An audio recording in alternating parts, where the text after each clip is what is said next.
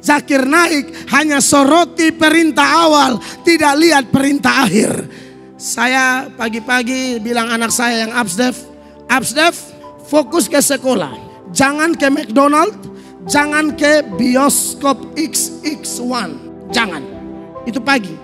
Sore saya bilang, Absdev, ayo kita ke XX1. Setelah itu kita makan di McDonald. Tidak ada yang bertentangan. Hanya beda mana perintah awal, mana perintah akhir.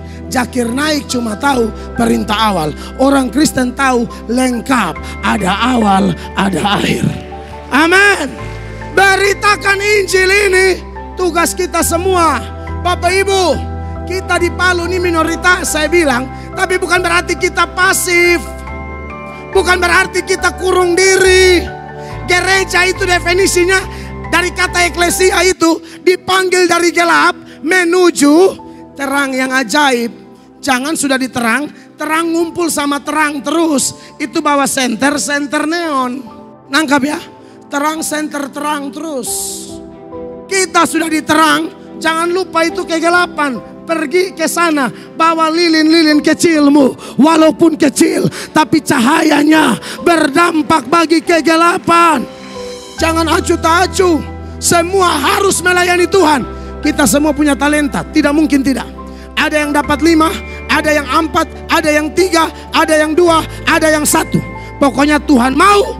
Waktu dia kembali, 5 jadi 10, 4 jadi 8, 3 jadi 6, 2 jadi 4, 1 harus jadi 2. Jangan coba-coba kubur. Bagi Anda yang kubur, Anda orang Kristen malas dan jahat. Dan Anda tidak berguna. Tarik napas itu tarik percuma, tidak ada guna. Kau pikir itu napas dari nenek moyang kita? Bukan. Itu Tuhan kasih kita hela supaya pelayanan.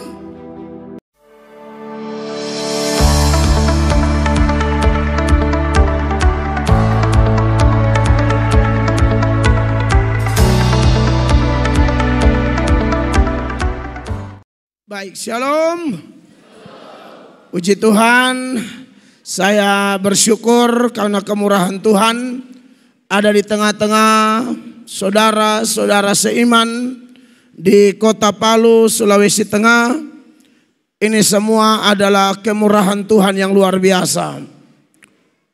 Untuk pertama kali kami ada di Kota Palu untuk kepentingan pemberitaan Injil dalam acara yang luar biasa pasca badan musyawarah antara gereja Lembaga Keagamaan Kristen Indonesia Kota Palu.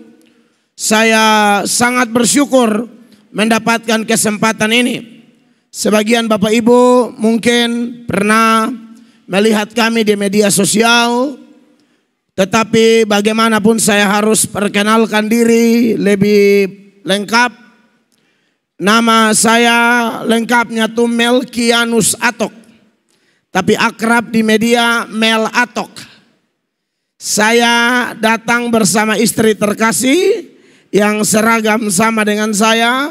Lalu 2 saudara perempuan kami juga ikut yang adalah jemaat atau tim inti di gereja kami, Ibu Ros dan Ibu Tanti.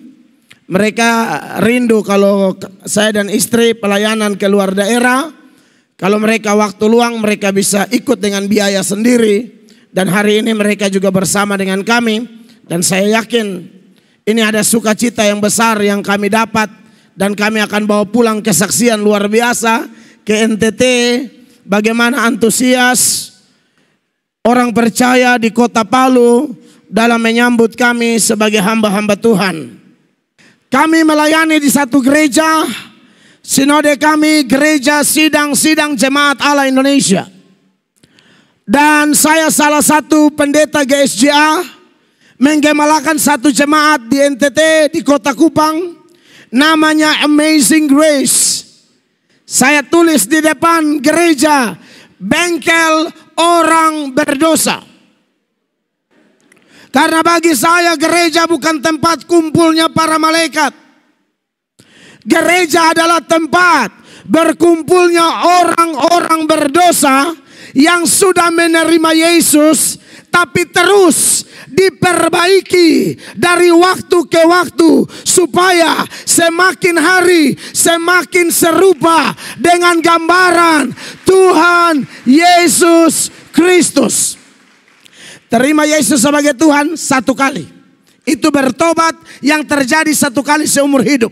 Tapi berubah dari karakter, cara bicara, pola pikir, sikap hati, perasaan, dan lain sebagainya. Saya yakin kita semua yang ada di ruangan ini, mulai dari pendeta sampai jemaat, kita semua mengalami pertobatan karakter terus menerus seumur hidup kita. Amin. Kapan kita sempurna? Kalau kita di sorga. Di sini terus belajar untuk melawan kedagingan, melawan godaan. Kalau tidak hati-hati bisa jatuh. Oleh karena itu, Bapak Ibu jemaat melalui KKR ini, kita berharap bahwa kita dikuatkan oleh Tuhan. Amin. Tema Paskah Nasional, Ia mendahului kamu ke Galilea. Jangan takut. Begitu tema Paskah gabungan Katolik juga PGI adalah itu. Dan nats yang saya pilih untuk merespon tema kita, Matius pasal 28 mulai ayat 16 sampai ayat 20.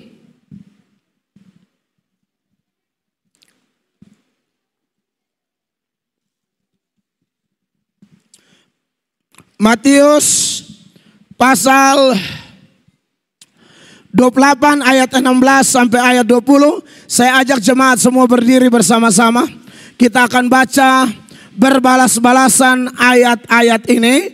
Saya terlebih dahulu.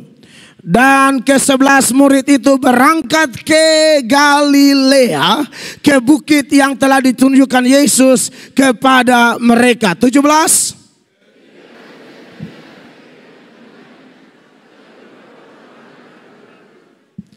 Yesus mendekati mereka dan berkata, kepadaku telah diberikan segala kuasa di sorga dan di bumi. 19.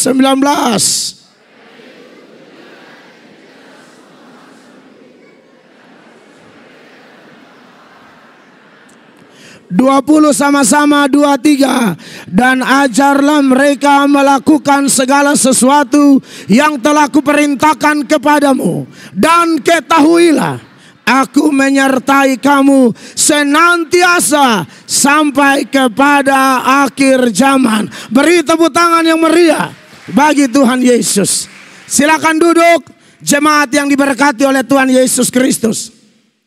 Saya percaya bahwa selama bulan-bulan Paskah sampai Pentakosta ini, di gereja kita masing-masing, kita telah mendengarkan khotbah-khotbah seputaran Paskah. Dan mungkin beberapa gereja juga menyoroti tema nasional, yaitu Ia mendahului kamu ke Galilea, jangan takut. Dan hari ini sekali lagi kita dikuatkan oleh Tuhan. Manusia itu adalah makhluk yang gampang sekali melupakan aturan-aturan Tuhan. Itu manusia. Jangankan manusia yang sekarang, manusia pertama, Adam dan Hawa, yang sudah jelas-jelas belum ada dosa. Larangan Tuhan begitu jelas. Kejadian 2 ayat 16-17. Semua pohon dalam taman ini boleh kau makan buahnya dengan bebas. Tapi tentang yang di tengah taman, pengetahuan yang baik dan yang jahat, jangan makan. Saudara, itu kejadian 2. Kejadian 3 langsung lupa. Itu Adam loh. Adam dan Hawa belum berdosa, tapi begitu cepat melupakan firman Allah.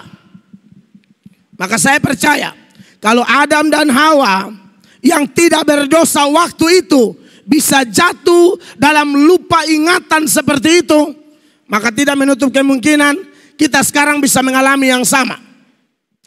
Karena kalau kita lihat doktrin tentang dosa, sebelum kejatuhan manusia itu bisa berdosa bisa tidak. setelah kejatuhan tidak bisa tidak berdosa. Lalu ada satu tahap di mana mereka di dalam Yesus. Siapa yang ada dalam Kristus, dia adalah ciptaan baru. Yang lama sudah berlalu, sesungguhnya yang baru sudah datang. Dia kembali kepada posisi Adam dan Hawa. Bisa jatuh, bisa tidak.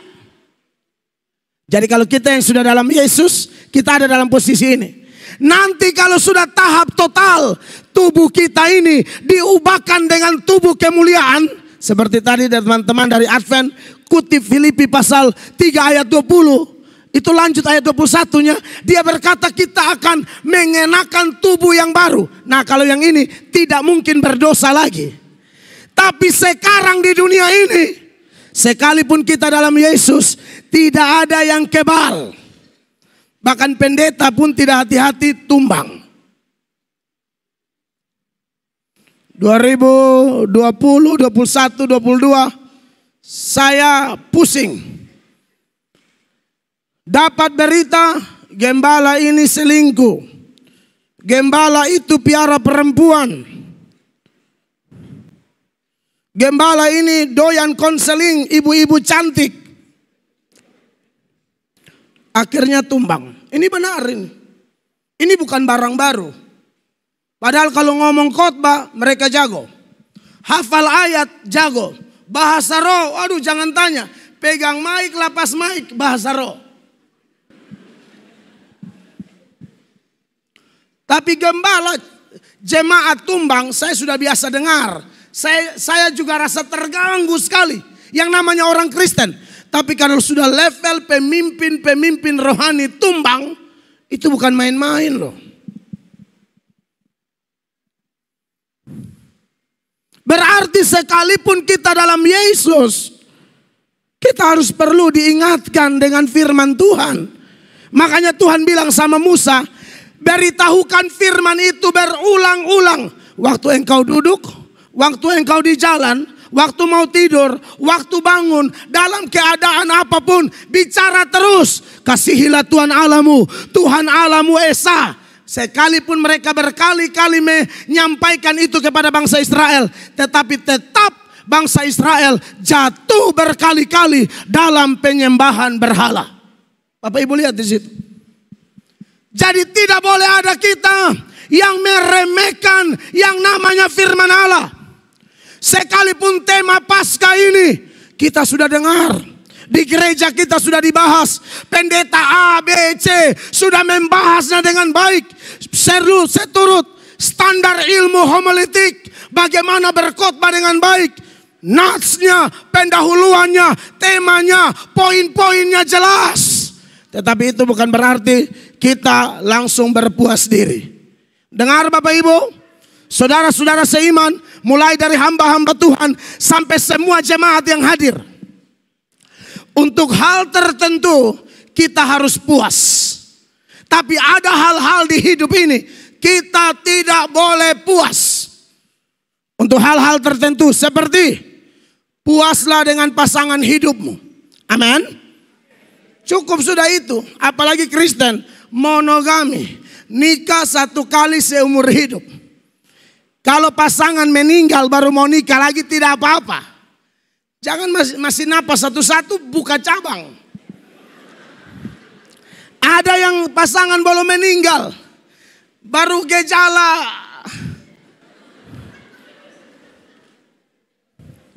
Baru napas satu-satu dia sudah mulai beraksi. Dia bilang siap-siap, yang lama akan berlalu. Sesungguhnya yang baru sudah datang. Haleluya. Dengan pasangan hidup kita puas. Puaslah dengan suamimu. Puaslah dengan istrimu. Amin. Puaslah dengan pendapatanmu. Amin.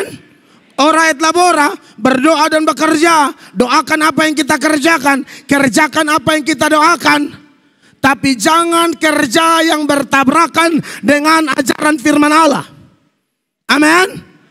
Banyak penghuni penjara sekarang itu beragama Kristen, pejabat yang tidak puas dengan harta. Akar segala kejahatan adalah cinta uang. Gara-gara memburu uang, orang korbankan iman. Jadi harus puas. Tetapi untuk rohani kita tidak ada kata puas. Amin. Untuk iman kita tidak ada kata puas.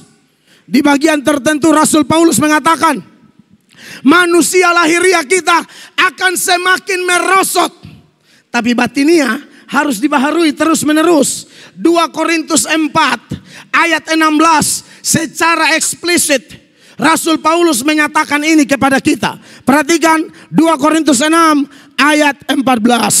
Sebab itu kami tidak tawar hati, tetapi sekalipun manusia lahiriah kami semakin merosot, namun manusia batinia kami dibaharui dari sehari ke sehari. 2 Korintus 4 ayat 16, bukan ini, 4 ayat 16. Ya, jadi dia bilang sekalipun manusia lahiriah kita semakin merosot. Jadi tidak ada di sini yang tambah tua tambah kuat, tidak ada. Ishak itu beriman luar biasa, tambah tua mata mulai kabur. Saya tidak larang olahraga dan lain sebagainya, teruslah olahraga. Tapi alamiahnya begitu, tambah tua tambah merosot. Asam urat, kolesterol, apalagi sudah makan itu kaki lembu. Apa? Kaledo, darah Yesus berkuasa. Oh itu lebih cepat itu. Lebih cepat menurun, bahkan bisa turun sampai lubang kubur. Kalau tidak ada, apalagi ini duran di Palu, darah Yesus berkuasa. Untung saya diingatkan oleh panitia, jangan habis kaledo langsung duren, habis Pak. Silakan lahiriah kita merosot. Mulai sakit ini, sakit itu dan lain sebagainya. Tapi batinia kita tidak boleh puas. Terus dibaharui, terus dibaharui, terus dibaharui. Dan harapan kita melalui Paskah ini, firman Allah yang datang, bahkan seluruh rangkaian ibadah yang kita jalani ini, membuat kita semakin bertumbuh, semakin kuat. Jangan ada kita yang anggap enteng dan merasa diri kita lebih kuat dari orang lain. Hati-hati. 1 Korintus 10 ayat 12 bilang, kalau engkau merasa engkau teguh berdiri, hati-hatilah supaya engkau jangan jatuh. 1 Korintus 10 ayat 12, perhatikan ayat ini. Sebab itu siapa yang menyangka bahwa ia teguh berdiri, hati-hatilah supaya ia jangan jatuh. Makanya di gereja tempat saya menggembalakan, itu kadang-kadang saya kasih tugas berkhotbah pemuda, ibu rumah tangga, mereka tidak sekolah teologi, tapi saya ajar mereka di gereja. Dan pada waktu mereka khotbah, sekalipun saya pengkhotbah keliling, tapi saya akan duduk diam. Saya memberi perhatian sungguh-sungguh. Karena saya pegang prinsip Matius pasal 7 ayat 12. Segala sesuatu yang kamu kehendaki supaya orang perbuat kepadamu, perbuat demikian juga pada dia. Saya pendeta, saya ini kalau khotbah, saya mau didengar. Maka saya harus mau mendengar orang. Siapapun dia, walaupun tidak sekolah teologi, bukan gembala sidang, tapi saya percaya firman Allah. Apa yang bodoh bagi dunia, apa yang lemah bagi dunia, apa yang dipandang rendah oleh dunia, Allah sanggup angkat, Allah pilih untuk kemuliaan namanya. Maka saya latih jemaat Tuhan di tempat saya, rendah hati. Bukan masalah saya hafal ayat, saya mampu mengajar doktrin-doktrin. Tapi saya percaya sampai hari ini, keteladanan kita berbicara lebih kuat dari khotbah kita. Saya tidak akan pasang aksi seolah-olah saya lebih pintar, jam terbang tinggi, pengalaman gembala, menggembalakan jemaat ratusan bahkan ribuan. Tidak. Pada waktu dia bicara, dia ibu rumah tangga, tidak tamat SD, tapi Tuhan bisa pakai dia. Tuhan bisa pakai dia. Kemarin di YouTube saya, mungkin Bapak Ibu nonton, saya kasih security gereja khotbah. Security, khotbahnya bagus banget. Kita semua sampai ternganga begini. Saya dapat berkat, security. Dia jaga di gereja untuk ibadah raya atau ibadah-ibadah yang lain. Tapi nanti dia bantu bersih-bersih gereja. Pada waktu bersih-bersih di sekitar mimbar tuh, dia latihan khotbah. Pas berhadapan dengan kursi kosong, dia latihan khotbah. Sambil berkata, suatu saat akan jadi kenyataan. Dia tidak pernah ngomong ke saya. Tapi satu kali saya hubungi dia. Pak, tolong siap materi ya. Belajar, berdoa. Saya mau Bapak khotbah. Saya mau dengar. Oh, dia buat yang terbaik. Kami semua ternganga-nganga. Makanya saya motivasi teman-teman yang sekolah teologi di gereja. Calon-calon pendeta. Saya bilang kalian kalau tidak belajar, security lebih bagus dari kalian. Jangan sombong karena STH, MTH. Jangan. Kalau ada orang yang merasa dirinya kuat, hati-hati. Jangan sampai jatuh. Amin Bapak Ibu. Di bagian lain, Amsal 18 ayat 12, Alkitab berkata, tinggi hati mendahului kehancuran, kerendahan hati mendahului kehormatan. Sapa rendah hati, promosi Allah sudah menanti. Sapa tinggi hati, Tuhan tende sampai rata. Maka dari itu, terima kasih buat kerendahan hati hamba-hamba Tuhan sekota Palu.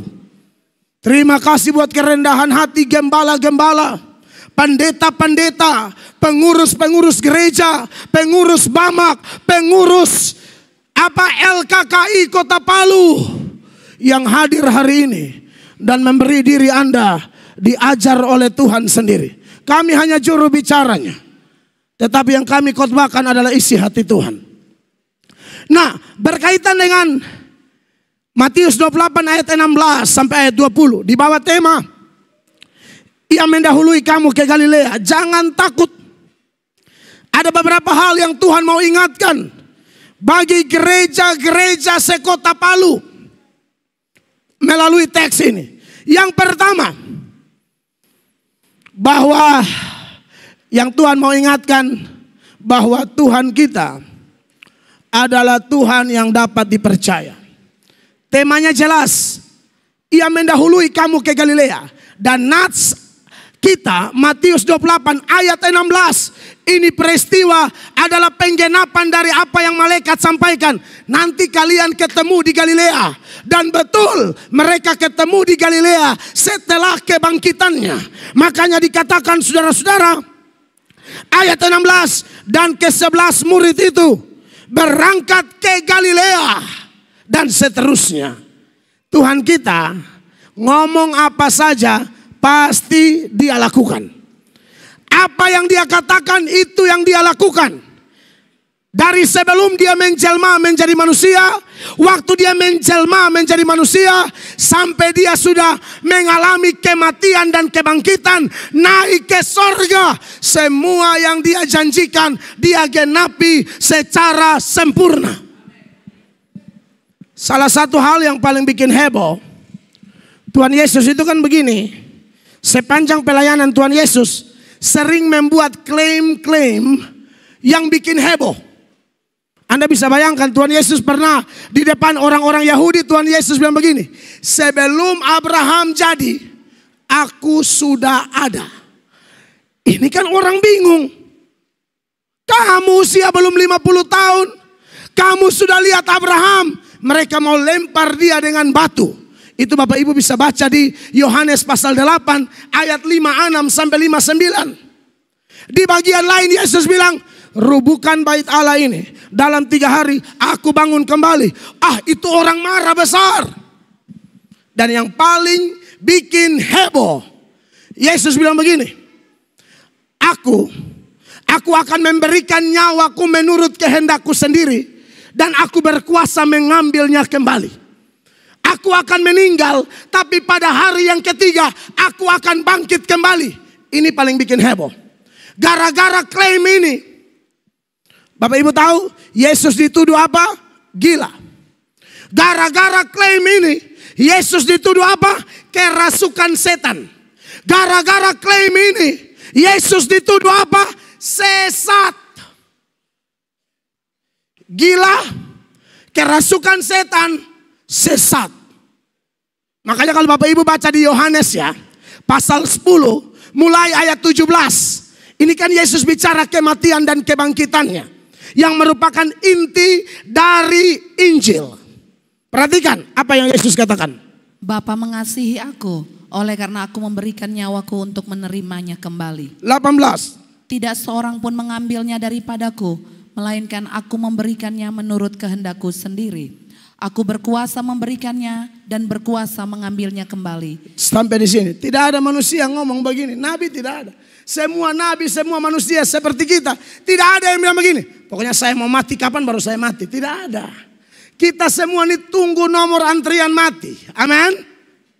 Tuhan tendes di atas, putus di bawah. Betul ya? Kita lagi tunggu ini. Silakan kerja, silakan kumpul duit. Tapi kalau waktunya tiba, dia tekan di atas. Ingat, datang dengan telanjang, kembali dengan telanjang. Tidak bawa apa-apa. Cincin emas tidak laku, sebab di sana aspal aja emas semua. Saudara mau pamer apa di sana?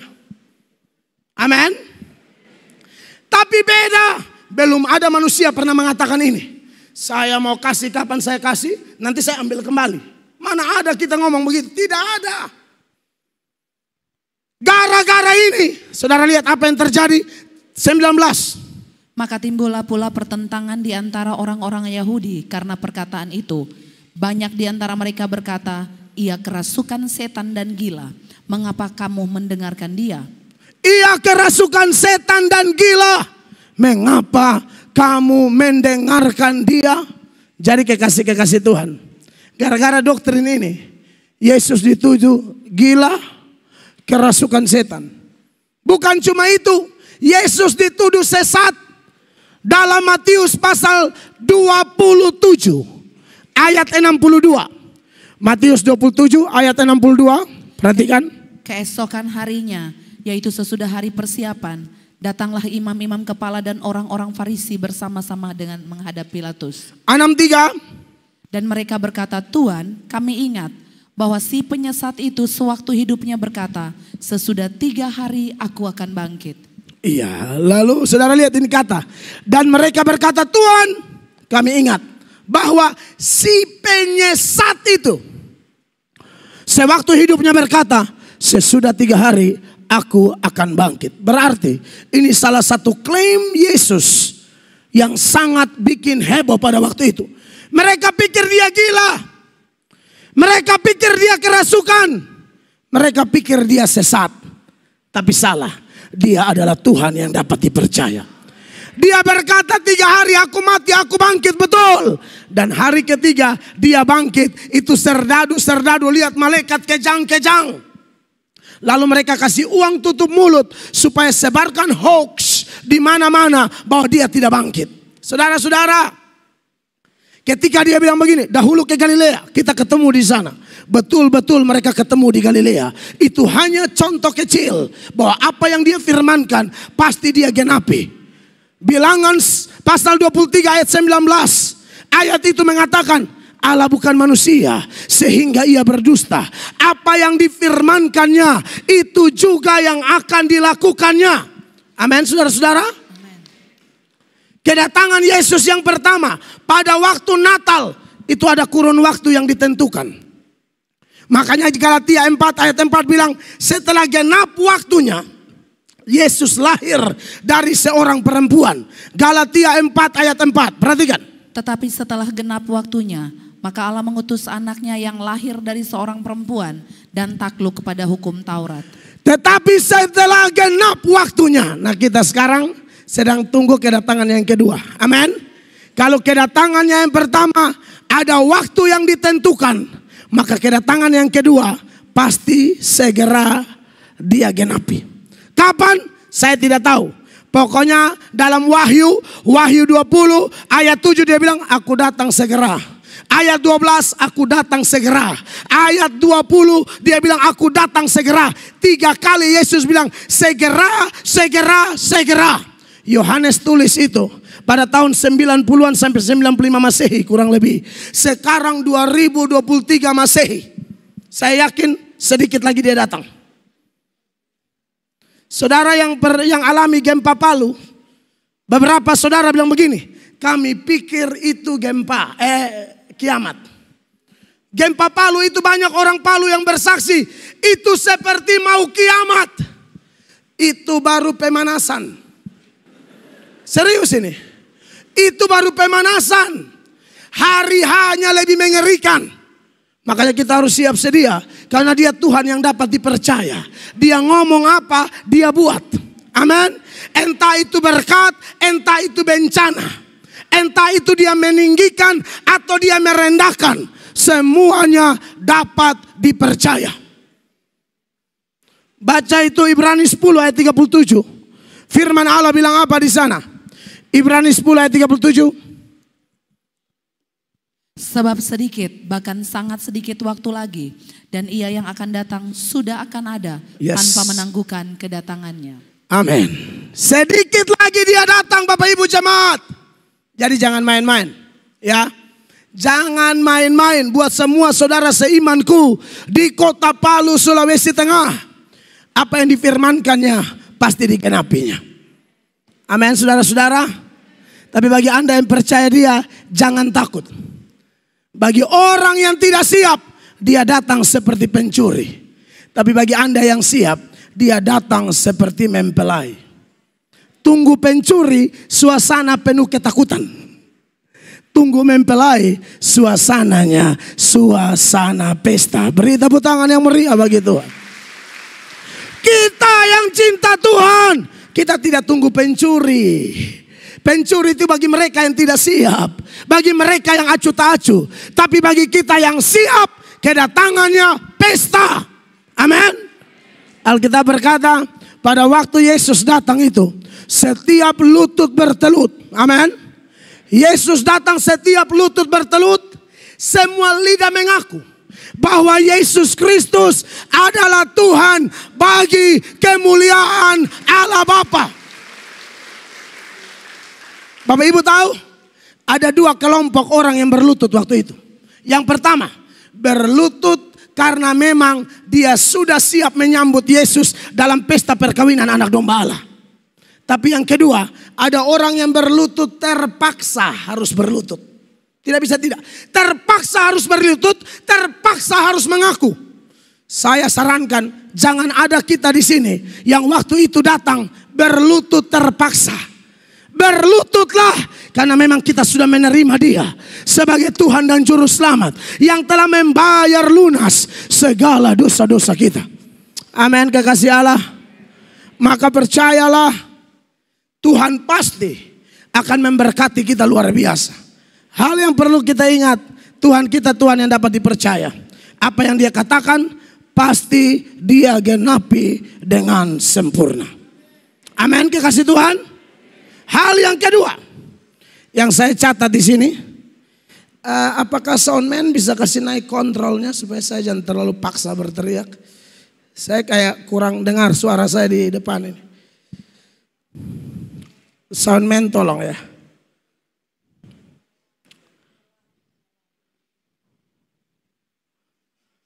Hal kedua yang perlu kita ingat melalui pembacaan kita dikaitkan dengan tema kita. Perjumpaan di Galilea itu, kekasih Tuhan, ada pelajaran menarik di ayat 16 dari Matius 28. Dan ke-11 murid itu berangkat ke Galilea. Yang berangkat ke Galilea hanya 11 murid. Yesus memilih 12. Yang ketemu Yesus di Galilea 11. Saudara sudah tahu kenapa 11? Minus Yudas Iskariot. Berarti yang perlu kita ingat dari peristiwa perjumpaan Yesus dengan murid-muridnya di Galilea adalah pemurnian di kalangan pelayan-pelayan Tuhan. Harusnya 12, tapi yang ketemu 11. Saya tidak mau bicara predestinasi di sini. Itu urusan Tuhan Allah. Tapi saya mau bicara dari sudut pandang manusia. Dari sisi free will. Kebebasan seorang manusia. Yudas itu, saudara tahu, dia juga diutus Tuhan. Dan dia diutus untuk memberitakan Injil. Sembuhkan orang sakit. Dan juga membangkitkan orang mati. Kalau Bapak Ibu baca di Matius pasal 10. ayat 5 dan seterusnya. Di sana Yesus utus mereka lengkapi dengan kuasa untuk melakukan mujizat-mujizat. Saya tidak bisa bayangkan kalau Yudas itu hidup zaman sekarang dan Yudas buka gereja. Serius loh. Masalahnya begini, satu-satunya yang tahu bahwa Yudas ini penipu cuman Yesus. Petrus tidak tahu, Yakobus tidak tahu, Yohanes tidak tahu, Thomas tidak tahu, yang lain tidak tahu. Yang tahu cuma Yesus. Betapa hebatnya dia main sinetron. Betapa hebatnya dia acting. Sampai kawan-kawan yang sehari-hari dengan dia tidak menyangka kalau dia pengkhianat.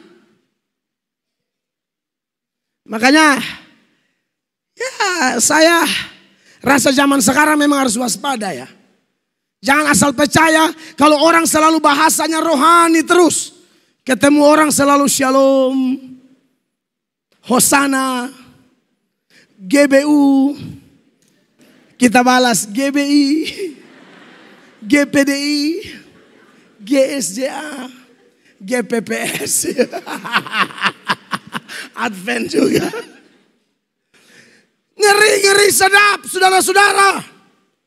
Orang yang melayani, bikin mujizat, usir setan, pengkhotbah kelas berat. Tahu-tahu penipu. Makanya Yesus bilang apa?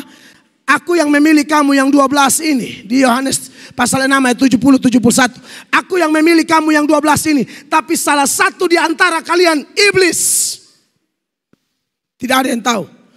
Nanti ada di antara kalian dalam perjamuan malam Yesus berkata, ada di antara kalian yang mengkhianati aku. Sampai Petrus kasih sen di Yohanes. Tanya siapa? Tuhan tidak kasih tahu. Hanya Yesus yang tahu. Menurut saya, ini setan kerja level kelas berat. Kalau orang kerasukan, nah itu biasa. Gampang ditebak. Orang malas gereja, gampang ditebak. Ya, pelayan uring-uringan, gampang ditebak. Oh, dia lagi ditipu setan. Tapi yang setia tidak pernah bolos. Tapi tiba-tiba setan pakai. Saudara-saudara, saya yakin pemurnian itu terjadi. Amin. Kita di kota Palu ini Kristen minoritas. Sudah minoritas lagi, penyaringan lagi. Lebih baik minoritas Bapak Ibu. Lebih baik. Doa lebih kencang. Amin.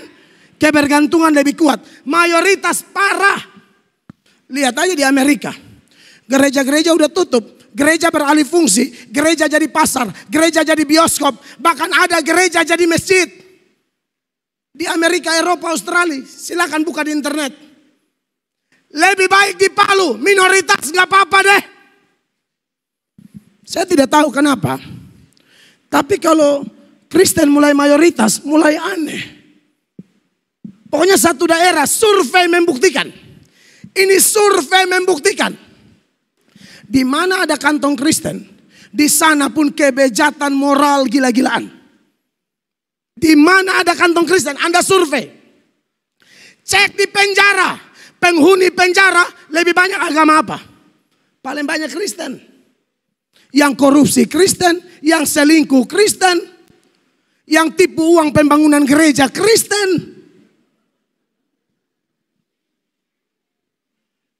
Ini Yudas P. keluarga.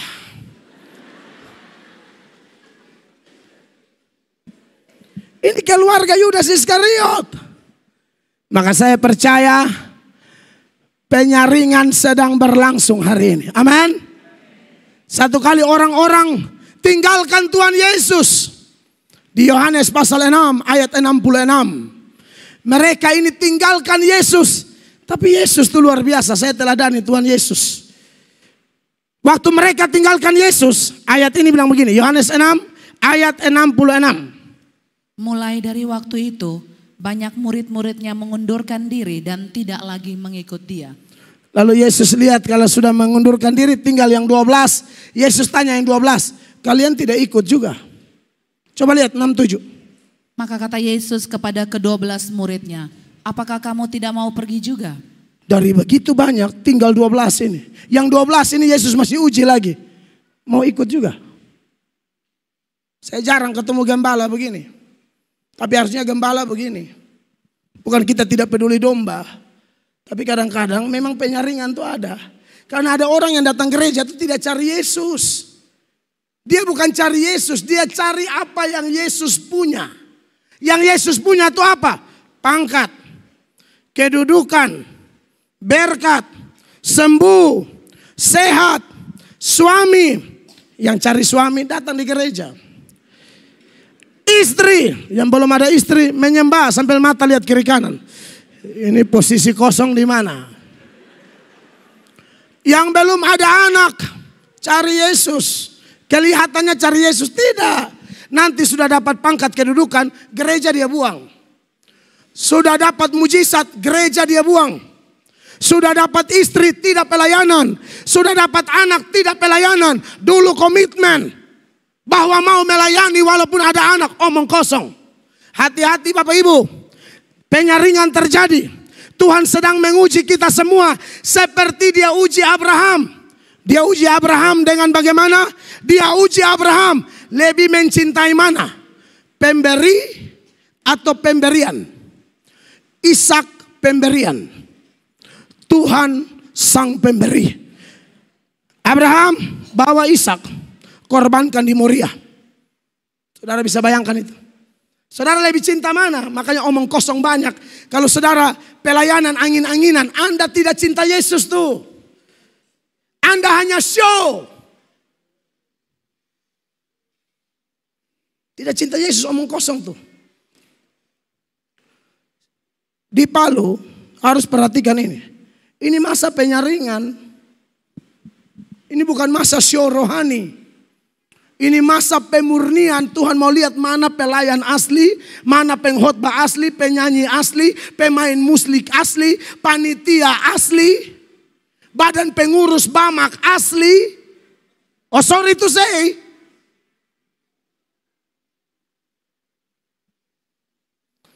Saya tidak tertarik lihat orang heboh-heboh. Saya yakin, saya bilang tadi, kalau Yudas ada zaman sekarang dia buka gereja full. Ibadah bukan cuma 4 kali, 7 kali. Dia pun bukan gereja 1 jam saja. Gereja 30 menit saja. Manusia pasti banyak. Orang sekarang kan di mana-mana cari mujizat toh. Kalau bilang ada pendeta promosi mujizat, aduh, penuh. Tapi Anda tahu, orang-orang yang mundur di Yohanes 6 ayat 66 ini hanya cari roti, cari mujizat, makanya mundur. Dari mana kita tahu? Yohanes 6 masih konteks yang sama. Ayat 26 Tuhan Yesus bilang begini ke mereka. Yesus menjawab mereka, aku berkata kepadamu, sesungguhnya kamu mencari aku bukan karena kamu telah melihat tanda-tanda, melainkan karena kamu telah makan roti itu dan kamu kenyang. Ayat 26, itu mungkin ini mic kurang besar, jadi pemain multimedia dengarnya salah. Iya, Yesus menjawab mereka, aku berkata kepadamu, sesungguhnya kamu mencari aku bukan karena kamu telah melihat tanda-tanda, melainkan karena kamu telah makan roti itu dan kamu kenyang. Ini orang-orang yang mundur itu. Motivasi cari Tuhan salah. Orang Kristen di Palu, jangan seperti begitu di Palu, amin. Kalau sudah minoritas, tolong motivasi murni. Kita boleh minoritas dalam arti kuantitas, tapi dalam kualitas iman kita luar biasa. Amin. Kita harus luar biasa. Jadi pemurnian terus terjadi ya. Bahkan dalam rumah tangga juga terjadi. Yesus bilang waktu aku datang, 1 diangkat 1 ambil, 1 diangkat 1 tinggal. Kalau suami lebih cinta Tuhan, suami diangkat, istri tinggal. Istri lebih cinta Tuhan, istri diangkat, suami tinggal. Makanya usahakan semua semangat. Pemurnian dimulai dari keluarga. Kita tidak bisa nebeng keselamatan kepada orang. Yesus kerjakan keselamatan di Golgota universal. Tapi untuk menanggapinya pribadi lepas pribadi. Amin, kekasih Allah. Hal yang ketiga, apa yang harus kita ingat dari perjumpaan Tuhan Yesus dan murid-murid di Galilea? Yang ketiga adalah kita harus ingat supaya kita tetap kuat. Kita tidak boleh meragukan kemahakuasaan Kristus. Pada waktu ketemu orang menyembah, tapi beberapa ragu-ragu. Di Matius 28 ayat 17. Perhatikan Matius 28 ayat 17. Ketika melihat dia mereka menyembahnya, tetapi beberapa orang ragu-ragu. Iya, bagi yang ragu-ragu ini, Yesus lanjut ayat 18. Perhatikan. Yesus mendekati mereka dan berkata, kepadaku telah diberikan segala kuasa di sorga dan di bumi. Amin. Kemarin ada orang, saya buka tanya jawab di channel saya. Lalu ada yang bilang begini, karena saya sering berkhotbah, di bawah kolong langit ini tidak ada nama lain. Itu kan Alkitab, saya hanya kutip ayat dan harus terus diberitakan. Di bawah kolong langit ini tidak ada nama lain yang olehnya orang beroleh selamat kecuali di dalam nama Yesus. Kisah 4 ayat 12. Yohanes 14 ayat 6. Akulah jalan dan kebenaran dan hidup. Tidak ada seorang pun dapat datang kepada Bapa kalau tidak melalui aku. Pendeta Chris Manusama mengatakan, ketika dia berkata akulah jalan, berarti di luar dia tidak ada jalan. Aku kebenaran, di luar dia hanya ada kesalahan. Aku kehidupan, berarti di luar dia hanya ada kematian. Lalu penanya itu bilang, iya Pak, dia cuma jalan Pak, bukan tujuan. Saya bilang, oh tidak dong. Dia jalan sekaligus tujuan. Kenapa? Waktu dia menjelma menjadi manusia, dia memproklamirkan dirinya sebagai jalan. Tapi waktu dia naik ke sorga, ayat ini berkata, segala kuasa di sorga dan di bumi telah diberikan kepadaku. Dia bukan hanya jalan, dia jalan sekaligus tujuan. Karena dia berkata, aku dan Bapa adalah satu. Kalau kau lihat aku, kau sudah lihat Bapa. Yesus jalan sekaligus tujuan. Amin, kekasih Allah. Ini tidak boleh ragu karena hari-hari ini media sosial ini, Bapak Ibu mau dengar khotbah, cukup pegang handphone, asal ada wifi, ada internet, bisa nonton sesuka hati khotbah model apapun. Dan sekarang saya lihat di internet banyak sekali alat-alat setan yang menyerang doktrin ini. Bahwa Yesus itu hanya alat, Yesus itu hanya nabi biasa, Yesus itu hanya manusia biasa. Dia bukan manusia biasa, dia Tuhan, dia Allah, dia Maha Kuasa, dia segala-galanya, pusat pujian penyembahan kita. Amin Bapak Ibu. Buat yang ragu-ragu, dia ingatkan hal itu. Sekarang ngeri loh saudara. Saya lihat kalau Kristen tidak kuat, habis. Saya tidak tahu di Bamak nih saksi Yehova gabung. Tidak. Saksi Yehova tuh kalau dia pergi door to door loh. Kalau yang baca Alkitab abal-abal, hanya suka cari mujizat, datang dengar khotbah cuma mau dengar yang lucu-lucu, Anda sasaran yang paling gampang ditelan. Diberkatilah jemaat yang suka dengar pengajaran, karena iman bertumbuh dari pendengaran firman Allah, bukan lucu-lucu. Lucu boleh asal pas-pas. Jangan 1 jam lucu terus. Saya dulu begitu, lucu sekali. Sampai ibu-ibu pulang suaminya tanya, tadi KKR Pak Pendeta Mel khotbah apa? Aduh saya tidak tahu, pokoknya lucu sekali. Aduh saya malu saudara-saudara. Aduh ini harus bertobat, harus bertobat. Pendeta juga harus bertobat. Betul Pak? Kita jadikan mimbar ini jadi tempat stand up komedi. Jangan, ini tempat kudus, tempat bicara firman, bukan tempat main lawak. Amin Bapak Ibu. Dia Tuhan Maha Kuasa, tak tergoyahkan kuasanya. Amin. Yang keempat, ada 5 poin, jadi tahan. Amin. Sudah 4. Yang keempat, apa yang harus diingat oleh gereja-gereja sekota Palu yang hadir saat ini? Yang keempat, pertemuan di Galilea itu, Tuhan mau ingatkan bahwa kita semua harus memberitakan Injil. Karena setelah ayat 18 dia bilang segala kuasa di sorga di bumi telah diserahkan kepadaku. Dia bilang karena itu pergi jadikan semua bangsa muridku. Naik. Dia pernah bilang, Yesus itu hanya juru selamat Israel. Karena dia pakai patokan Matius 10 ayat 5 dan 6. Matius 10 ayat 5 dan 6. Perhatikan. Zakir Naik hafal ayat-ayat ini. Dia tidak pakai buka-buka Alkitab. Dia ngomong langsung ayat-ayatnya. Jadi kalau pendeta tidak hafal ayat, wah malu sama Zakir Naik. Malu Pak, benar loh. Kita makan dari kolete perpuluhan jemaat, lalu kita tidak hafal ayat. Wah kacau pendeta begini nih. Pendeta begini harus bertobat atau berhenti jadi pendeta ojek. Kita hidup dari kolete umat loh. Iya betul toh. Kita hidup dari persembahan, perpuluhan. Lalu kita tidak hafal ayat. Baru Zakir Naik hafal ayat. Wah kacau ini. Malu kita. Dia bilang begini. Ke-12 murid itu diutus oleh Yesus dan ia berpesan kepada mereka, janganlah kamu menyimpang ke jalan bangsa lain atau masuk ke dalam kota orang Samaria, melainkan pergilah kepada domba-domba yang hilang dari umat Israel. Berdasarkan ayat ini, Zakir Naik bilang keselamatan hanya untuk Israel. Pergi kepada domba-domba yang hilang dari mana? Israel. Ini sudah Zakir Naik sampaikan di mana-mana. Tapi melihat poin hari ini, di mana Tuhan mengingatkan kita waktu pertemuan dia dengan murid-murid di Galilea. Dia bilang pergi jadikan semua bangsa muridku. Memang perintah awal dia bilang fokus Israel. Tapi perintah akhir dia bilang semua bangsa. Zakir Naik hanya soroti perintah awal, tidak lihat perintah akhir. Saya pagi-pagi bilang anak saya yang Absdef, fokus ke sekolah. Jangan ke McDonald, jangan ke bioskop XX1. Jangan. Itu pagi.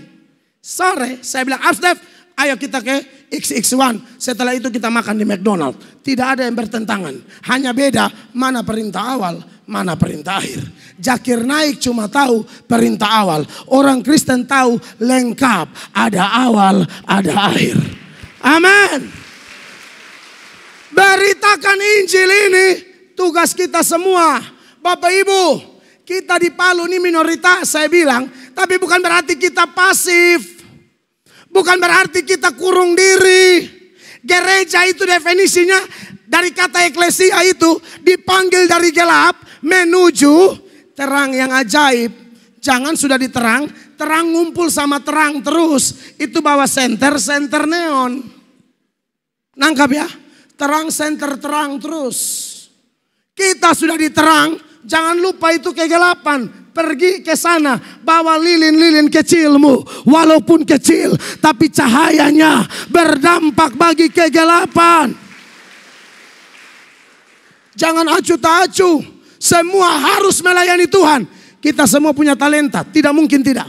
Ada yang dapat 5, ada yang 4, ada yang 3, ada yang 2, ada yang 1. Pokoknya Tuhan mau. Waktu dia kembali 5 jadi 10, 4 jadi 8, 3 jadi 6, 2 jadi 4, 1 harus jadi 2. Jangan coba-coba kubur. Bagi Anda yang kubur, Anda orang Kristen malas dan jahat. Dan Anda tidak berguna. Tarik napas itu tarik percuma, tidak ada guna. Kau pikir itu napas dari nenek moyang kita? Bukan. Itu Tuhan kasih kita hela supaya pelayanan. Oh, bukan hela percuma lalu makan kaledo terus. Khotbah. Aman. Saudara lihat itu hamba yang talenta cuma 1. Di Matius 25 ayat 26. Yesus bilang kamu jahat, kamu malas. Semua pendeta malas, kamu penjahat dalam gereja. Kita tidak bisa tunggu doa tarik jiwa. Kau cari jiwa, tarik jiwa, tarik jiwa. Sorry Bapak Ibu pendeta. Aman. Dan di ayat 30 dia bilang lemparkan hamba yang tidak berguna ini. Bapak Ibu yang sudah Kristen, pernah komitmen melayani, tapi tidak melayani, terkutuklah Anda. Apa dasarnya? Yesaya 48, Yeremia 48 ayat 10. Ini ayat keras. Perhatikan, buat yang sudah komitmen, tapi sekarang mulai fokus dunia, fokus cari uang, lupa komitmen pelayanan. Dengar ini ayat. Terkutuklah orang yang melaksanakan pekerjaan Tuhan dengan lalai. Garis bawahi, terkutuklah orang yang melaksanakan, sampai di situ, pekerjaan Tuhan dengan lalai.